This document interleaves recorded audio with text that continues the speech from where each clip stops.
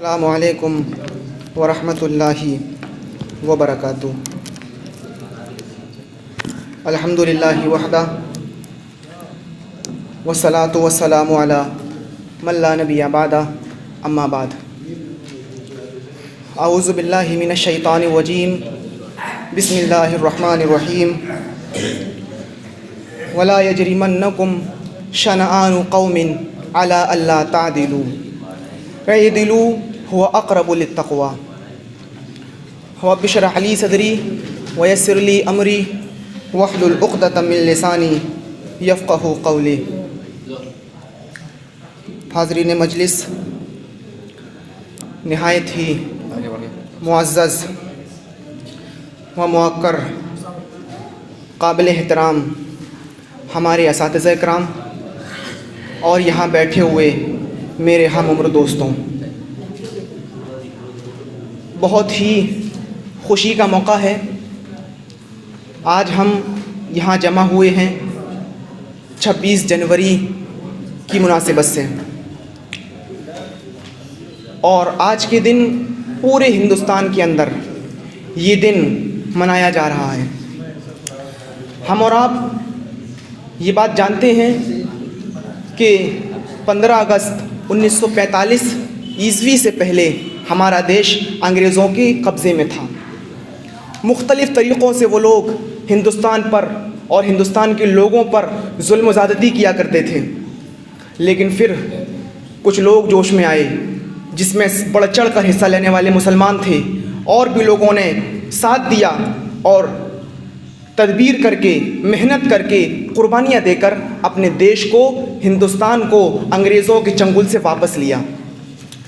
सन 1947 में, यानी 15 अगस्त सन 1947 में जब ये देश आज़ाद हो गया, उसके बाद ज़रूरत पड़ी कि कुछ क़वानीन लागू किए जाएं, क्योंकि अगर इसको ऐसे ही छोड़ दिया जाता तो पूरे हिंदुस्तान की फ़िज़ा ख़राब होती।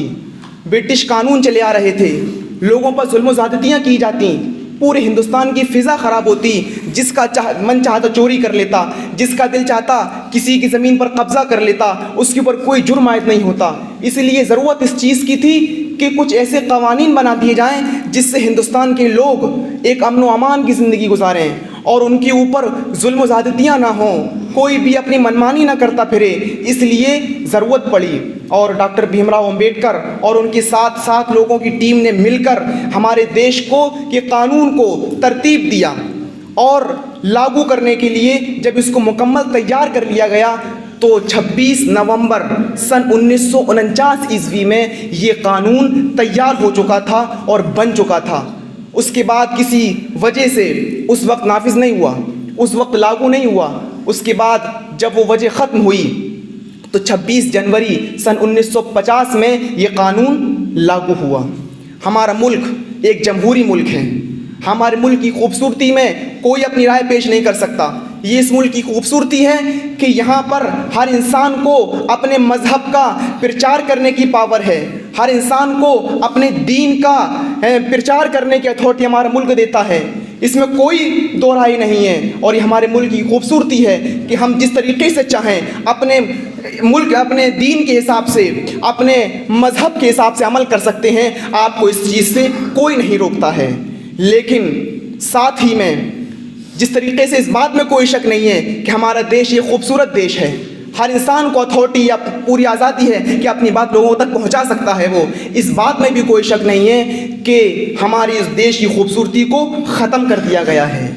हमारे इस देश की खूबसूरती पर एक धब्बा लगा दिया गया है और लोगों ने इसके कवानीन के साथ खिलवाड़ किया है और इसको अपने पैरों से रौंद दिया है।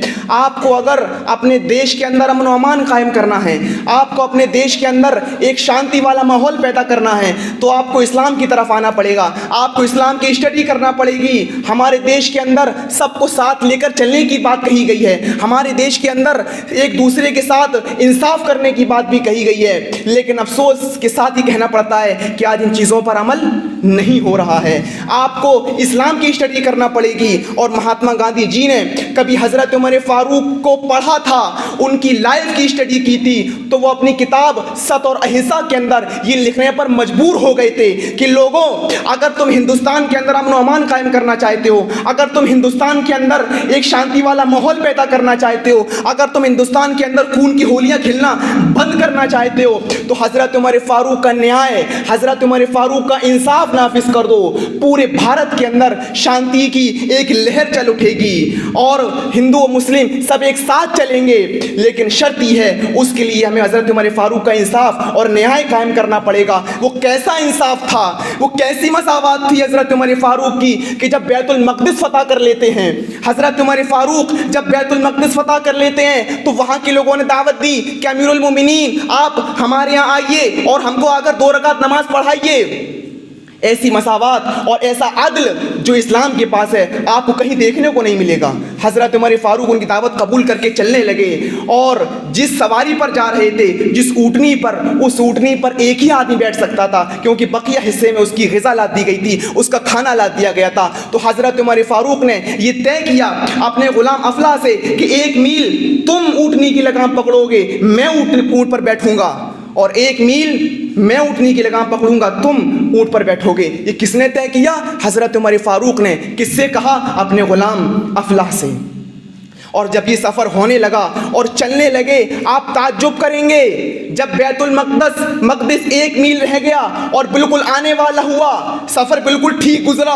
कभी हज़रत उमर फारूक ऊँटनी पर बैठते, कभी उनका गुलाम ऊँटनी पर बैठता, कभी हज़रत उमर फारूक ऊँटनी की लगाम पकड़ते, कभी उनका गुलाम ऊँटनी की लगाम पकड़ता। और जब सफ़र चलने लगा और बैतुल मक़दिस जब 1 मील के फासले पर रह गया, तो आप ताज्जुब करेंगे कि हज़रत उमर फारूक की ऊँटनी की लगाम पकड़ने की बारी आ जाती है और उनके गुलाम की ऊँटनी पर बैठने की बारी आ जाती है। गुलाम कहता है, अमीरुल मोमिनीन आप बैठे रहिए, मैं आपका गुलाम हूँ, बैतुल मक़दिस बिल्कुल करीब है। यहूदी खड़े हैं सामने, ये देखकर क्या कहेंगे? ये इनका अमीरुल मोमिनीन है, देखो ऊँटनी की लगाम पकड़ा हुआ है, आप बैठे रहिए। हज़रत उमर फारूक ने कहा, अफलाह ऊँट रोको। कहा, नहीं अमीरुल मोमिनीन, मैं आपका गुलाम हूँ, हमारी लैंग्वेज में कह लीजिए, हमारी भाषा में कह लीजिए, इज्जत का कचरा हो जाएगा। यहूदी खड़े हैं सामने, क्या कहेंगे? हज़रत उमर फारूक ने जंप लगा दी और ऊँटनी से नीचे कूद गए। अल फारूक में अल्लामा शिबली नकल करते हैं इस वाक़े को। जंप लगा दी और नीचे कूद गए और अपने गुलाम को ऊँट पर बिठा दिया। और जब और आगे पहुंचे और यहूदी सामने खड़े थे, मुसलमान भी सामने खड़े थे, जब यहूदियों ने देखा तो मुसलमानों से पूछा, क्या तुम्हारा अमीरुल मोमिनीन वो है जो ऊँटनी पर सवार है? क्या तुम्हारा अमीरुल मोमिनीन वो है जो ऊँटनी पर बैठा हुआ है? तो मुसलमान अपनी आंखों में खुशी के आंसू लिए हुए रो रहे थे और कह रहे थे कि नहीं, मेरा अमीरुल मोमिनीन तो वो है जो ऊँटनी की लगाम पकड़ा हुआ है। उन्होंने अपने गुलाम को ऊँटनी पर बिठा दिया है और इसलिए बिठाया है क्योंकि उनके गुलाम की ऊँटनी पर बैठने की बारी आ गई थी। अमीरुल मोमिनीन ने हक नहीं मारा है, उसको उसका हक दिया है, इंसाफ के साथ कायम किया है। जब उन यहूदियों ने ये चीज़ देखी, हज़रत उमर फारूक का ये मसावत, ऐसा दर्स और ऐसा अदल देखा, तो कुछ यहूदी ऐसे भी थे जो बाबा से बुलंद चीख कर कह रहे थे, अशहदु अल्ला इलाहा इल्लल्लाह व अशहदु अन्ना मुहम्मदन अब्दुहु व रसूलुहु, और कलमा पढ़ रहे थे। मेरे प्यारे साथियों, ये अदल अगर आपको कायम करना है, अगर इंसाफ आपको कायम करना है, तो आपको इस्लाम की तरफ आना पड़ेगा।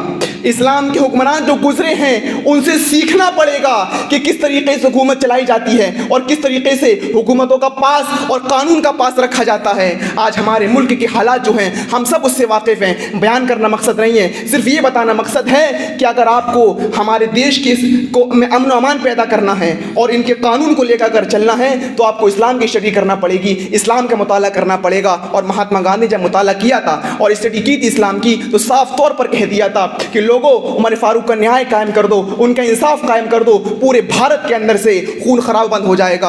और उनके ये जुमले आज भी सत और अहिंसा के अंदर लिखे हुए हैं, कोई मिटा नहीं सकता है। मेरे भाइयों, ये चंद बातें थीं जो मैंने आपके सामने की हैं। आखिर में एक बात और हम आपसे कहना चाहते हैं कि अपने देश की बारे में, अपनी हिस्ट्री के बारे में, अपने इतिहास के बारे में जानकारी हासिल कीजिए ताकि हमको रुसवाई का सामना ना करना पड़े। वमा अलैना इल्लल बलागुल मुबीन व आखिरु दावाना अनिल हम्दुलिल्लाहि रब्बिल आलमीन। वस्सलामु अलैकुम व रहमतुल्लाहि व बरकातुहू।